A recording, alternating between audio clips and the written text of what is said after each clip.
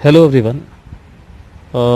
NEET JEE lecture series में आज second lecture में हम मैथमेटिकल टूल्स को फिर से आगे बढ़ाएंगे।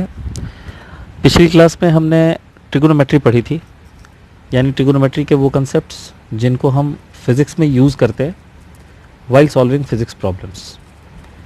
आज हम मैथमेटिकल टूल्स के एक सेकंड चैप्टर में इंटर करेंगे जिसका नाम है वेक्टर्स। तो आइए शुरू करते हैं। Vectors,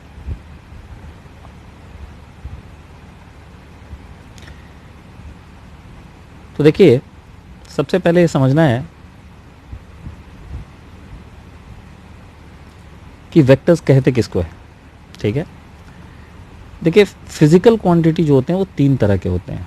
there are three types of physical quantities. Three types of physical quantities. अभी फिजिकल क्वांटिटीज क्या होता है? फिजिकल क्वांटिटीज उनको कहते हैं इन टर्म्स ऑफ विच हम किसी भी फिजिक्स के फिनोमेना, किसी फॉर्मूले को एक्सप्लेन करते हैं, और ये वो क्वांटिटीज़ होती हैं जो मेजरेबल होती हैं। तो मैंने क्या बोला? फिजिकल क्वांटिटीज़ वो होती हैं जो मेजरेबल होती हैं and in terms of which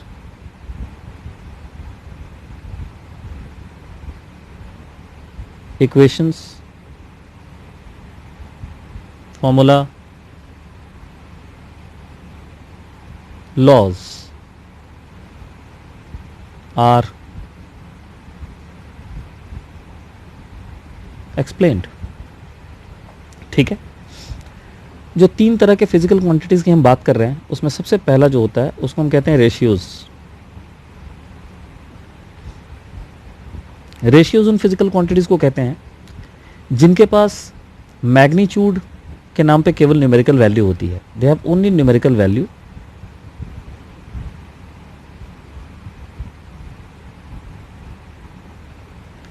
but they do not have any unit।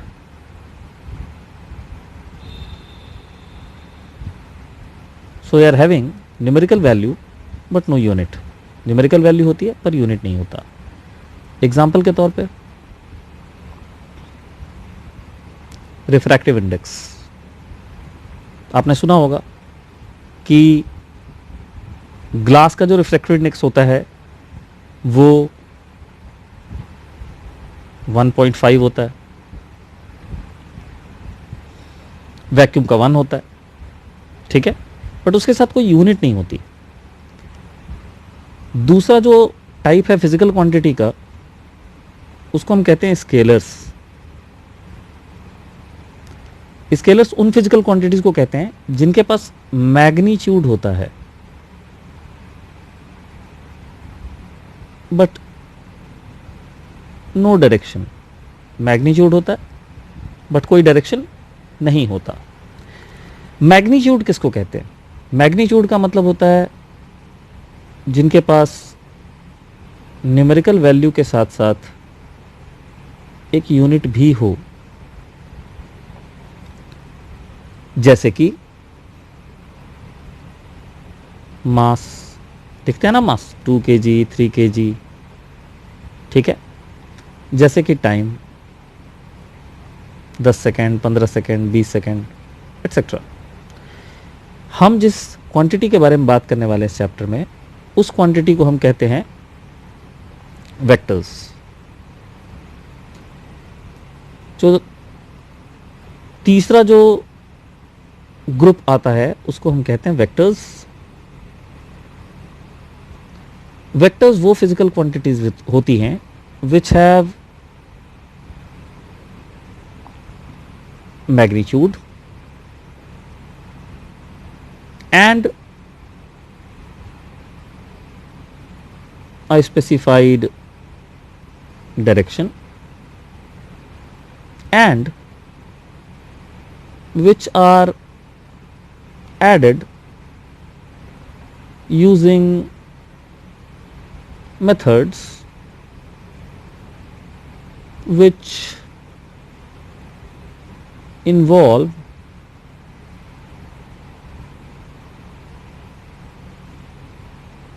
Direction.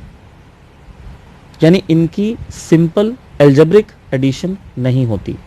जैसे 2 kg मास में 5 kg मास को ऐड करेंगे तो 7 kg मास आएगा, ठीक है। लेकिन 2 मीटर के डिस्प्लेसमेंट को 4 मीटर के डिस्प्लेसमेंट में ऐड करेंगे तो 6 मीटर आएगा, ये ज़रूरी नहीं है, बिकॉज इट इन्वॉल्व्स डायरेक्शन। इनके एडिशन में डायरेक्शन का यूज़ होता है, ठीक है। और ज़रा ध्यान से समझते हैं, लेकिन सबसे पहले हम इसकी एग्जाम्पल समझते हैं। Example, force, displacement, momentum, velocity और भी बड़े सारे हैं। आप सोचिए कि आप 3 kg के मास को 4 kg के मास में ऐड करेंगे तो आपका आंसर 7 kg आएगा। लेकिन जब आप 3 मीटर की डिस्प्लेसमेंट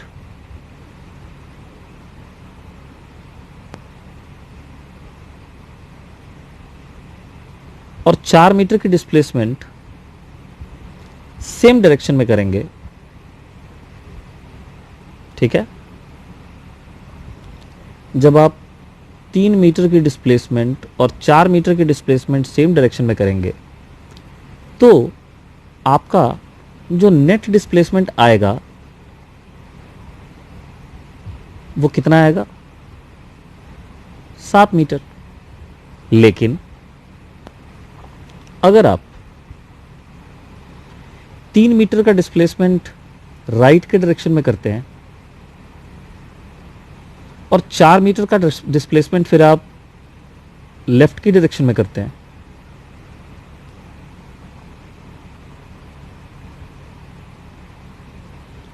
तो आपका नेट डिस्प्लेसमेंट लेफ्ट के साइड में 1 मीटर आएगा। Direction plays a role. यही नहीं, अगर आप 3 मीटर की डिस्प्लेसमेंट राइट की तरफ करते हैं और फिर 4 मीटर का डिस्प्लेसमेंट उसके परपेंडिकुलर डायरेक्शन में करते हैं तो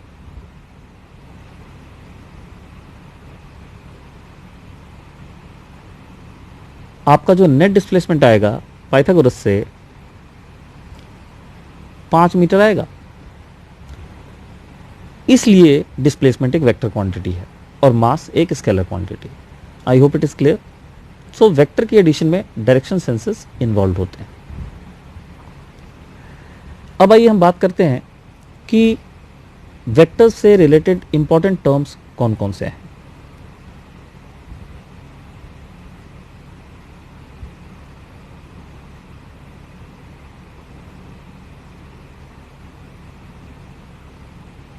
इंपॉर्टेंट टर्म्स, ठीक है।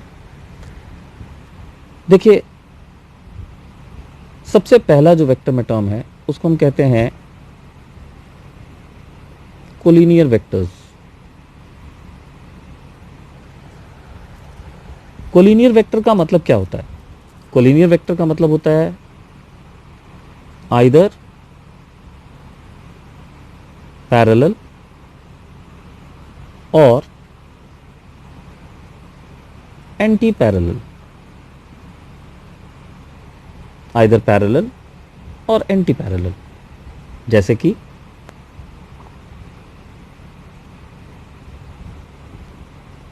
ये देखिए, ये देखिए और ये देखिए। देखिए, यहां हमने 3 वेक्टर्स बनाए हैं, वेक्टर ए, वेक्टर बी और वेक्टर सी, ठीक है। वेक्टर की जो रिप्रेजेंटेशन होती है वो एरो से होती है और इस बात को हमेशा याद रखिएगा कि जो वेक्टर का लेंथ होता है वो उसके मैग्नीट्यूड के प्रोपोर्शनल होता है और जो वेक्टर का डायरेक्शन दिखाया जाता है एरो में, ठीक है, वो उस वेक्टर की डायरेक्शन को रिप्रेजेंट करता है, एरो का हेड, ठीक है। तो ये बात भी मैं ज़रा आपको समझा दूं कि जैसे एक वेक्टर आपने बनाया यहाँ पे,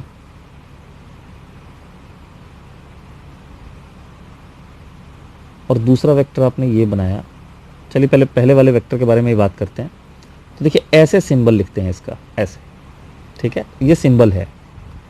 और ये मान लीजिए 2 मीटर ईस्ट की डिस्प्लेसमेंट दिखलाता है वेक्टर।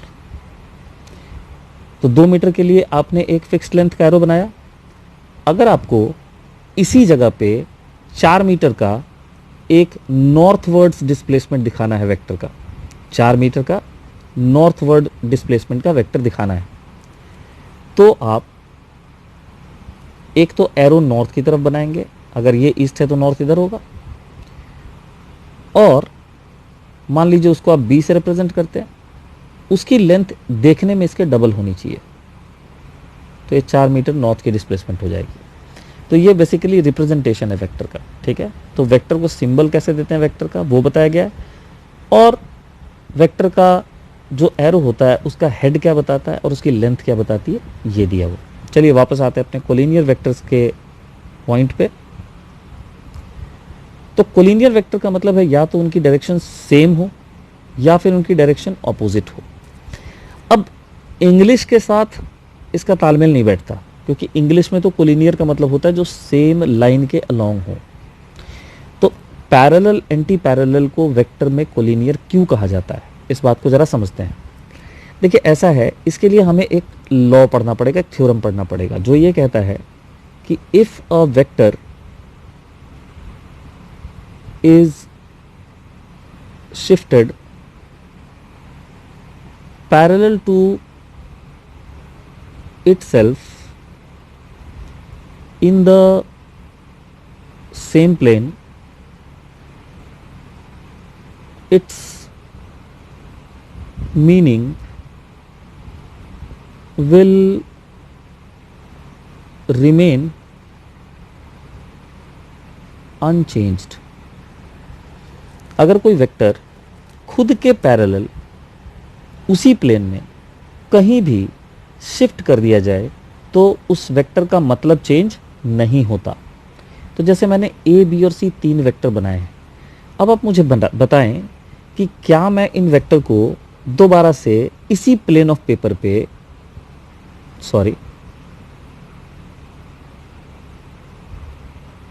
इसी प्लेन ऑफ पेपर पे, ये देखिए मैंने ए बनाया,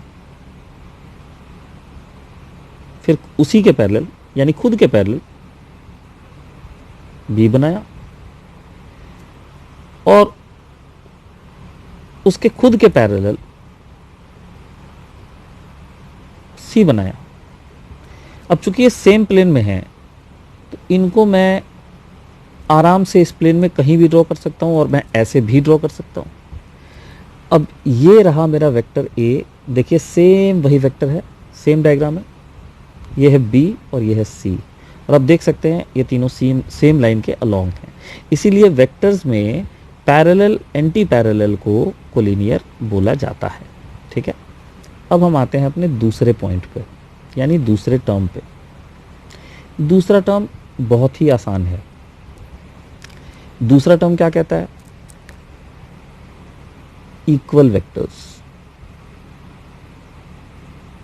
तो जैसा कि नाम कहता है, इक्वल वेक्टर्स का क्या मतलब होगा, जिनका मैग्नीट्यूड सेम हो एंड हैव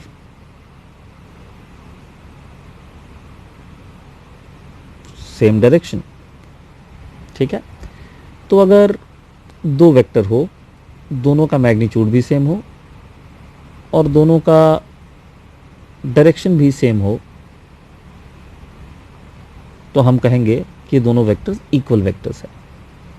जैसे ये ए है, ये बी है, इसकी मैग्नीट्यूड भी 2 मीटर है, इसकी मैग्नीट्यूड भी 2 मीटर है, तो हम बड़े आराम से यहाँ कह सकते हैं कि ये और बी इक्वल वेक्टर होगा, ठीक है। अब हम आते हैं पॉइंट नंबर 3 पे। तीसरा कहता है नेगेटिव और opposite of अ वेक्टर, किसी वेक्टर का नेगेटिव या ऑपोजिट वेक्टर। ठीक है, तो इसका मतलब है it is a vector of same magnitude but in opposite direction. जैसे कि ये है वेक्टर ए और ये है वेक्टर बी।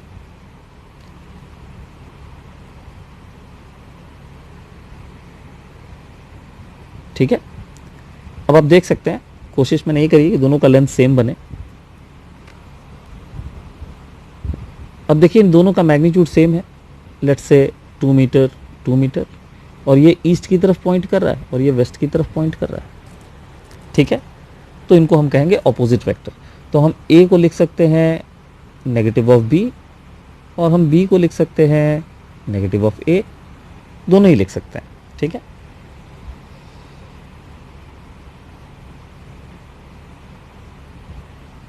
अब आइए हम बात करते हैं अपने नेक्स्ट टर्म के बारे में। कोलिनियर वेक्टर हो गया, इक्वल वेक्टर हो गया, ऑपोजिट वेक्टर हो गया। अब हम बात करते हैं को initial vectors. Now what are co-initial vectors which have same starting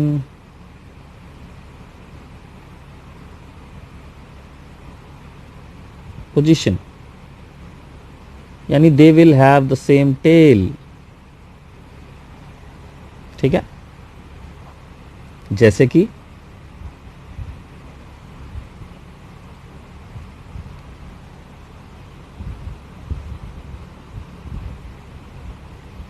अब आप देख सकते हैं यहाँ पे एक वेक्टर ए बना हुआ है और दूसरा वेक्टर बी बना हुआ है। ठीक है, तो इनको हम कहेंगे को इनिशियल वेक्टर्स, क्योंकि ये एक ही पॉइंट से स्टार्ट हो रहा है।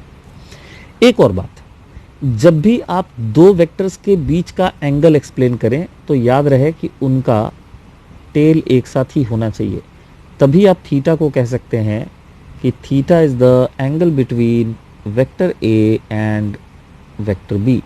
आई रिपीट, दोनों का टेल एक साथ होगा तभी आप कह सकते हैं कि theta is angle between vector A and vector B.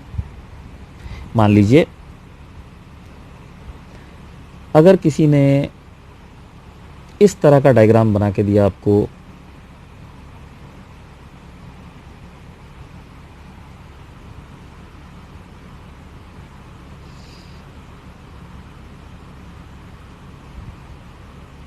ठीक है, यहाँ लिखा हुआ है ए, यहाँ लिखा हुआ है बी और यहाँ लिखा हुआ है 120 डिग्री, तो क्या कहेंगे आप कि वेक्टर ए और वेक्टर बी के बीच का एंगल 120 डिग्री है? बिल्कुल नहीं। आपको फिर क्या करना होगा, आपको या तो ए या फिर बी दोनों में से किसी को खुद के पैरेलल उसी प्लेन में ऐसे शिफ्ट करना होगा कि इन दोनों वेक्टर्स का टेल एक साथ आ जाए। तो देखिए वो काम मैं करता हूं। तो क्या मैं इस बी को यहां से उठा के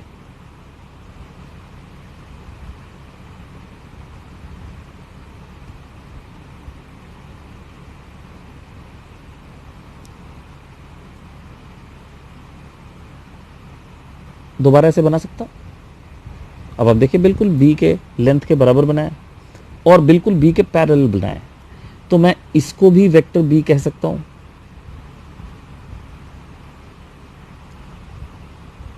अब आप बताइए कि अब ए और बी के बीच में एंगल आपको कितना दिख रहा है?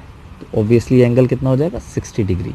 तो 60 डिग्री को इनफैक्ट हम कहेंगे कि भैया ये है angle between vector A and vector B. ठीक है, तो इस तरह से कोइनिशियल वेक्टर्स हमें एंगल बताने में भी सहायता करते हैं। अब आइए हम आते हैं अपने पॉइंट नंबर 5 पे। पॉइंट नंबर 5 है कोप्लेनर वेक्टर्स। कोप्लेनर वेक्टर्स किनको कहते हैं? Which lie in the same plane, which lie in the same plane।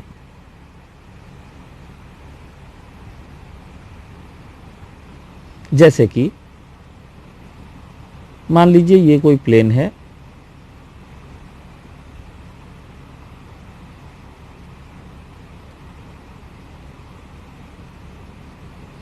और इस प्लेन में हमने बड़े सारे वेक्टर्स बना दिए हैं जो कि सारे के सारे इस प्लेन के अंदर कंटेंट है। एक ये हो गया,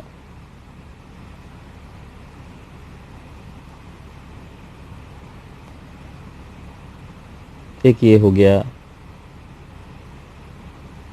एक ये हो गया, सॉरी, एक ये हो गया, एक ये हो गया। ये सारे वेक्टर्स उसी प्लेन के अंदर कंटेंट हैं। ठीक है, तो इन सभी वेक्टर्स को क्या बोला जाएगा? Coplanar vectors. अभी आपने इस प्लेन ऑफ पेपर पे जितने वेक्टर्स हमने पहले खींचे वो सारे कोप्लेनर बोले जाएंगे। ठीक है, अब आइए चलिए हम आते हैं अपने अगले टर्म पे। तो यह है पॉइंट नंबर 6। इसको हम कहते हैं ज़ीरो वेक्टर और नल वेक्टर। ज़ीरो वेक्टर और नल वेक्टर को ऐसे रिप्रेजेंट किया जाता है, और इसका मतलब होता है कि it is a vector having zero magnitude and hence an unspecified direction। Now what does it mean? देखिए, वेक्टर का डायरेक्शन कैसे पता चलता है? वेक्टर का डायरेक्शन पता चलता है उसके एरो के हेड से, और एरो की लेंथ कितनी होती है? वो होती है वेक्टर के मैग्नीट्यूड के प्रोपोर्शनल। तो अगर किसी वेक्टर के पास मैग्नीट्यूड ही नहीं है, मैग्नीट्यूड ज़ीरो है, तो उस वेक्टर के एरो का लेंथ क्या हो जाएगा? ज़ीरो। माने एरो बनेगा ही नहीं, और अगर एरो बनेगा ही नहीं तो हम कैसे डिसाइड कर पाएंगे कि डायरेक्शन किधर है? इसलिए नल वेक्टर की कोई भी स्पेसिफाइड डायरेक्शन नहीं होती। ठीक है, तो फिर हम नल वेक्टर को डिफाइन क्यों करते हैं? देखिए, बड़ी सिंपल सी चीज़ है। अगर आप एक वेक्टर ऑपरेशन कर रहे हो वेक्टर अलजेब्रा के अंदर, जैसे आपने वेक्टर ए को किसी दूसरे वेक्टर से जोड़ा, तो ऑब्वियसली जो आंसर एक्सपेक्टेड है वो एक वेक्टर क्वांटिटी ही होगी। अब जैसे आप ए वेक्टर में से ए वेक्टर को माइनस कर दो, तो आप इसको स्केलर ज़ीरो तो लिख नहीं सकते, तो आप इसको क्या लिखोगे? Zero vector. तो कोई भी वेक्टर ऑपरेशन जिसका आंसर एक वेक्टर आना चाहिए, वहाँ ज़ीरो आ जाए, यानी ज़ीरो मैग्नीट्यूड का वेक्टर आ जाए, तो हम उसको ज़ीरो वेक्टर लिखते हैं। ठीक है, अब आइए हम आते हैं अपने पॉइंट नंबर 7 पे। और ये जो पॉइंट नंबर 7 मैं आपको बताने जा रहा हूँ, this is the most important point. ठीक है, in fact point number 8, 7th point में तो मैं केवल ये बताऊंगा कि हम मैग्नीट्यूड ऑफ अ वेक्टर को रिप्रेजेंट कैसे करते हैं। इज रिप्रेजेंटेड एज, तो अगर आपने कोई वेक्टर लिया है, मान ले ए वेक्टर, और आप उसकी मैग्नीट्यूड लिखना चाहते हैं पेपर पे, यानी MAGNITUDE ना लिखते हुए उसको सिंबॉलिक फॉर्म में लिखना चाहते हैं, तो आप उसको यूं लिखेंगे, या फिर उसके सर से एरो हटा के लिखेंगे। ठीक है, अब हम आते हैं पॉइंट नंबर 8 पे, जो हमारा सबसे इम्पोर्टेंट पॉइंट है, और वो है unit vector along a given vector.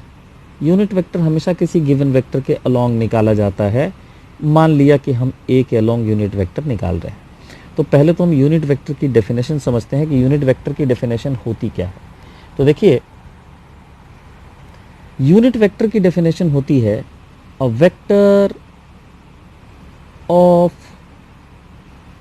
Magnitude unity. Unity माने होता है absolute one, one without any unit, right, in direction of vector A. जैसे कि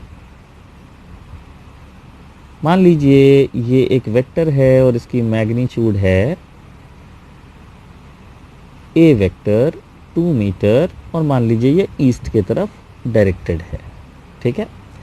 अब अगर ए के डायरेक्शन में आप एक 1 यूनिट का वेक्टर लिख दें, ठीक है, a vector of magnitude unity 1, तो हम उसको यूनिट वेक्टर बोलेंगे और उसको हम रिप्रेजेंट करेंगे ए कैप से। किससे रिप्रेजेंट करेंगे? ए कैप से। मैथमेटिकली ए कैप को लिखा जाता है वेक्टर डिवाइडेड बाय उसका मैग्नीट्यूड, ठीक है। सोचिए ना, ए है 2 मीटर ईस्ट और आपने मैग्नीट्यूड से डिवाइड किया। अगर वेक्टर ए 2 मीटर ईस्ट है तो ए का मैग्नीट्यूड कितना होगा बताइए? खाली 2 मीटर ही होगा ना। तो बचा क्या? 1 बचा और डायरेक्शन बचा, 1 ईस्ट बचा, ठीक है। सो बेसिकली ये दिखलाता क्या है? यूनिट वेक्टर क्या रिप्रेजेंट करता है? It simply represents direction. It represents what? It represents direction. आप इसी को उल्टा लिखिए तो आपको और क्लियर हो जाएगा। वेक्टर ए को क्या हम लिख सकते हैं? ए वेक्टर की मैग्नीट्यूड इनटू ए कैप। अब जब हमने डेफिनेशन पढ़ा था तो हमने ये पढ़ा था कि एक वेक्टर जो होता है उसमें एक मैग्नीट्यूड होता है और एक डायरेक्शन होता है। तो मैग्नीट्यूड कैसे रिप्रेजेंट किया जाता है ये तो हम समझ गए, और डायरेक्शन किससे रिप्रेजेंट होता है? ए कैप से रिप्रेजेंट होता है। तो किसी भी वेक्टर के अलोंग अगर आपको यूनिट वेक्टर निकालना है तो आपको क्या करना होगा? उस वेक्टर को उसके मैग्नीट्यूड से आपको क्या करना होगा? डिवाइड करना होगा। वेक्टर को उसके मैग्नीट्यूड से क्या करना होगा? डिवाइड करना होगा, ठीक है। इस तरह से हम यूनिट वेक्टर निकालते हैं। तो इससे फ़ायदा क्या होता है? इससे हमें ए के डायरेक्शन को रिप्रेजेंट करने का एक टूल मिल जाता है। जैसे आपसे मैं कहूँ कि भाई right a vector of magnitude 5 Newton along A vector, ठीक है। तो आपका आंसर क्या होगा? सॉरी, एक सेकेंड। मेरे लेक्चर्स एडिटेड नहीं होते, सब कुछ लाइव टेलीकास्ट होता है। जो भी मैं लिखता हूँ वही एक शॉट में लेक्चर के फॉर्म में आता है और उसके बाद उसको यूट्यूब पे डाल दिया जाता है। तो कुछ व्यवधान बीच में आएंगे। आइए बात करते हैं। मैं क्या कह रहा था? मैं कह रहा था ए कैप का काम होता है मैग्नीट्यूड को शो करना। तो अगर आपको किसी ने कहा कि write a vector of magnitude 5 Newton along A vector, तो आपका आंसर क्या होगा? तो आपका आंसर होगा इस क्वेश्चन का कि देखो भैया, ये है मेरा रिक्वायर्ड वेक्टर। तुमने बोल दिया कि मैग्नीट्यूड 5 न्यूटन लेना है, मैंने ले लिया। डायरेक्शन ए की तरफ लेना है तो मैं ए कैप से मल्टीप्लाई कर दूंगा। उसी तरह अगर कोई आपको कहता है कि write a vector of magnitude 5 newton opposite to A vector, A के विपरीत 5 न्यूटन का वेक्टर लिखिए, तो हम आंसर क्या देंगे? हम देंगे answer R equal to magnitude तो 5 न्यूटन ही लेना है, डायरेक्शन के तौर पे हम माइनस ए कैप से मल्टीप्लाई करेंगे। देखिए, आपको ये बताया जाता है कि जब हम 3 डायमेंशनल वेक्टर से या 2 डायमेंशनल वेक्टर से डील करते हैं तो हमें वाई एक्सिस, एक्स एक्सिस और जेड एक्सिस, 3 एक्सिस लेके चलना पड़ता है। तो यहाँ पे देखिए, ये ओरिजिन है, ये एक्स एक्सिस है, ये वाई एक्सिस है, ये जेड एक्सिस, और एक्स एक्सिस के तरफ का यूनिट वेक्टर जो होता है उसको रिप्रेजेंट किया जाता है आई कैप से। वाई एक्सिस वाले यूनिट वेक्टर को रिप्रेजेंट करते हैं जे कैप से, और जेड एक्सिस वाले को रिप्रेजेंट करते हैं के कैप से।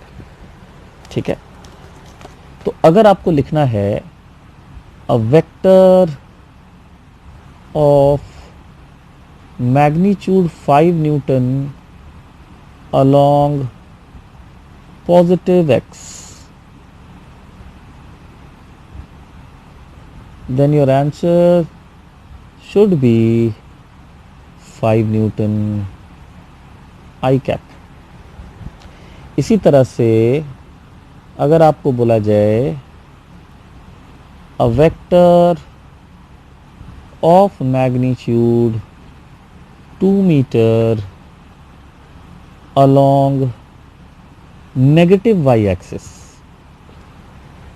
यानी उल्टे वाई एक्सिस की तरफ, यानी यहां ऊपर बनाया हमने तो नीचे डायरेक्शन जाएगा, तो उसका जो आंसर होगा वो होगा 5 न्यूटन। तो ऑब्वियसली मैग्नीट्यूड लिखना, 5 न्यूटन नहीं है मैग्नीट्यूड इस बार मैग्नीट्यूड है हमारा 2 मीटर, और डायरेक्शन के तौर पे हम मल्टीप्लाई करेंगे -j। पॉजिटिव वाई की तरफ होता तो +j होता, नेगेटिव वाई की तरफ होगा तो -j होगा। ठीक है, तो ये है यूनिट वेक्टर का काम। इंट्रोडक्टरी पोर्शन में जो अगला टर्म हम करने जा रहे हैं वो है पॉइंट नंबर 9, और पॉइंट नंबर 9 को हम कहते हैं position vector of a point. देखिए, पोजीशन वेक्टर हमेशा किसी पॉइंट के लिए बोला जाता है और इसको रिप्रेजेंट किया जाता है आर से। अगर हम किसी पॉइंट विशेष की बात करें जैसे P, तो हम इसको RP से दिखलाएंगे या केवल R लिख देंगे तो भी चलेगा। ठीक है, पोजीशन वेक्टर होता क्या है, what is the definition? Position vector की डेफिनेशन है कि it is a vector drawn from origin to that point। Origin से उस पॉइंट की तरफ खींचे गए वेक्टर को हम कहते हैं पोजीशन वेक्टर। आइए समझते हैं पोजीशन वेक्टर को कैसे लिखा जाता है। पहले एक्स वाई जेड बनाएंगे, तो देखिए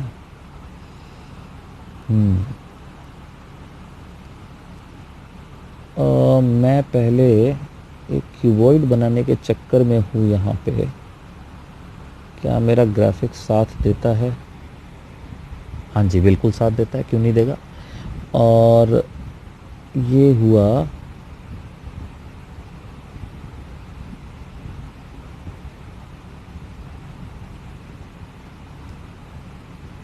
ध्यान दीजिएगा ज़रा।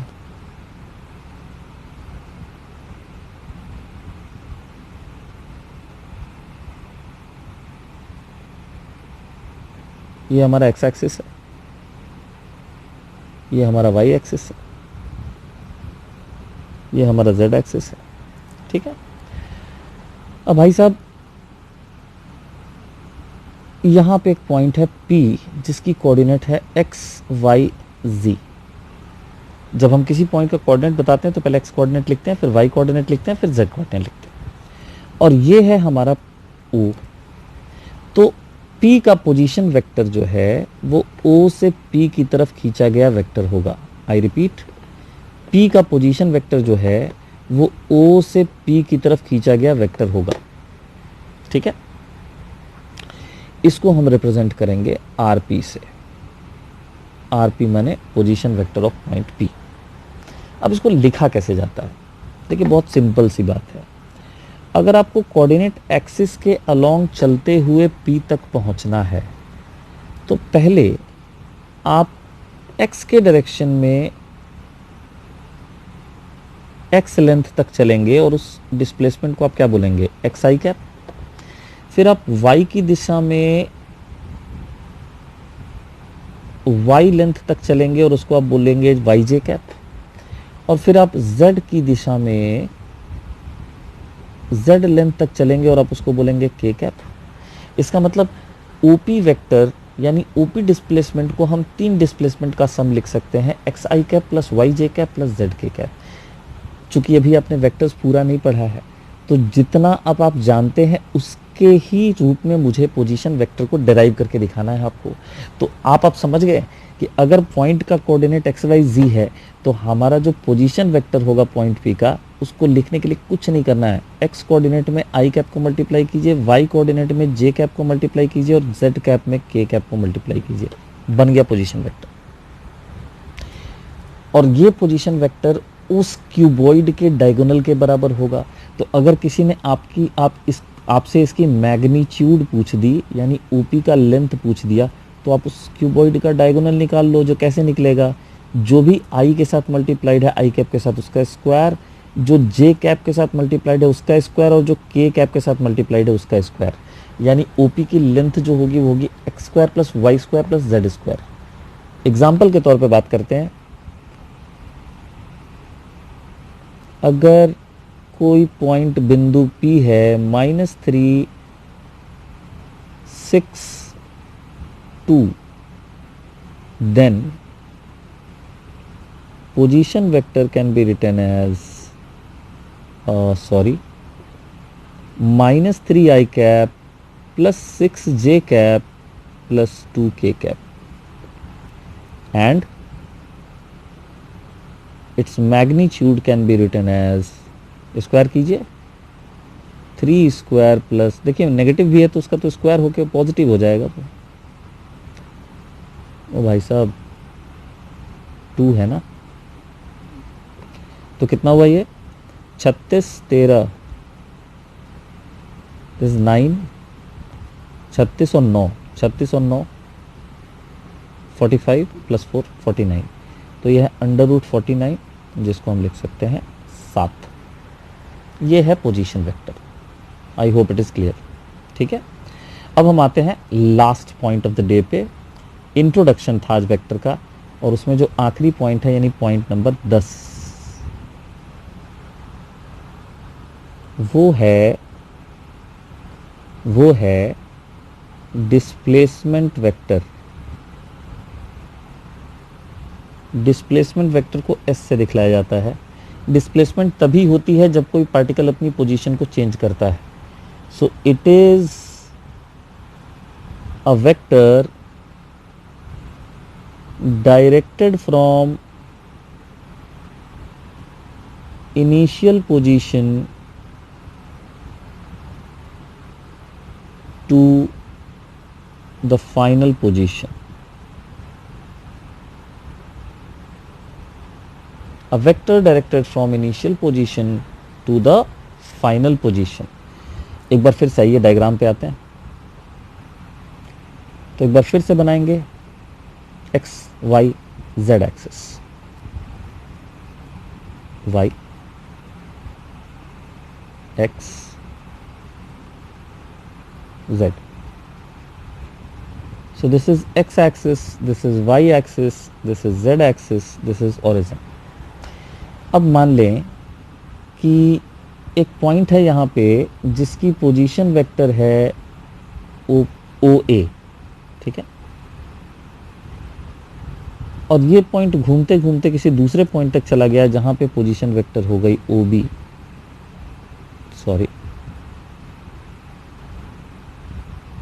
घूमते घूमते किसी दूसरे पॉइंट तक चला गया जहाँ पोजीशन वेक्टर हो गई ओ बी। आइए लेबलिंग करते हैं इसकी। ये है position vector of point A और जहाँ पे ख़त्म होता है वो पॉइंट है ए, और पॉइंट ए के कोऑर्डिनेट्स हैं x1, y1, z1।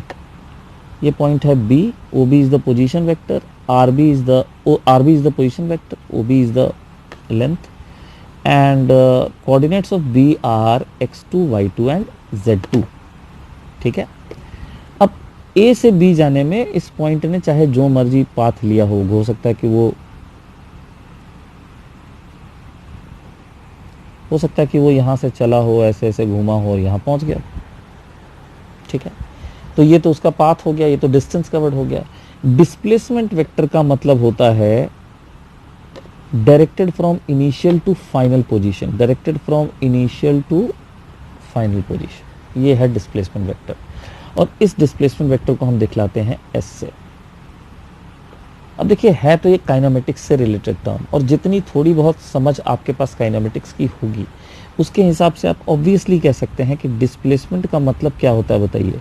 It is final position R final minus initial position, R final minus R initial. 9th class में भी आपने काइनेमेटिक्स थोड़ा बहुत पढ़ा होगा, ऐसा नहीं है. तो वहाँ भी डिस्प्लेसमेंट का मतलब तो हम यही लिखते हैं, final position minus initial position. तो भैया डिस्प्लेसमेंट वेक्टर का मतलब भी होगा final position vector minus initial position vector. अब आइए इसकी वैल्यू क्या आएगी हम निकालते हैं. अब बताइए फाइनल पोजीशन वेक्टर क्या होगा. Is it x2i plus y2j plus z2k, और इनिशियल पोजीशन होगा x1i plus y1j plus z1k. सही है. सॉल्व करने पे इसको लिख सकते हैं हम s वेक्टर यानी कि AB वेक्टर. ध्यान रहे, स्मरण रहे, अगर आपको AB वेक्टर लिखना है मतलब B आपका फाइनल पोजीशन वेक्टर हुआ और A आपका इनिशियल पोजीशन वेक्टर हुआ. ठीक है. AB का मतलब B माइनस A होता है. ठीक है. तो ये बाद वाला जो है उसमें से पहले वाले को माइनस करना है. ठीक है.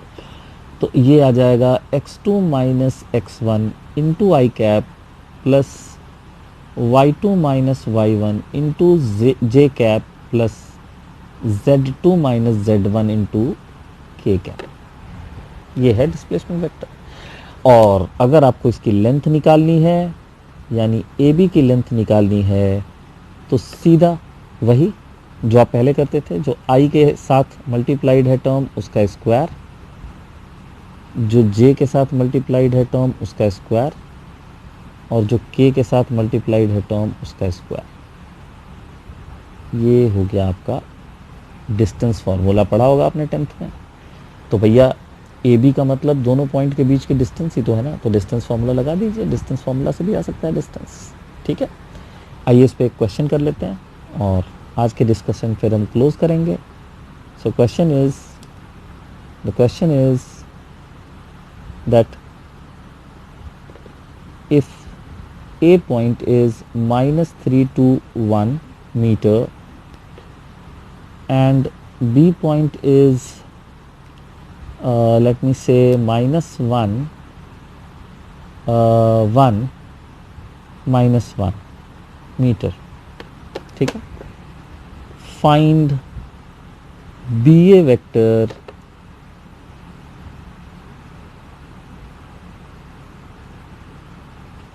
and its length. Find BA vector and its length. So here we go.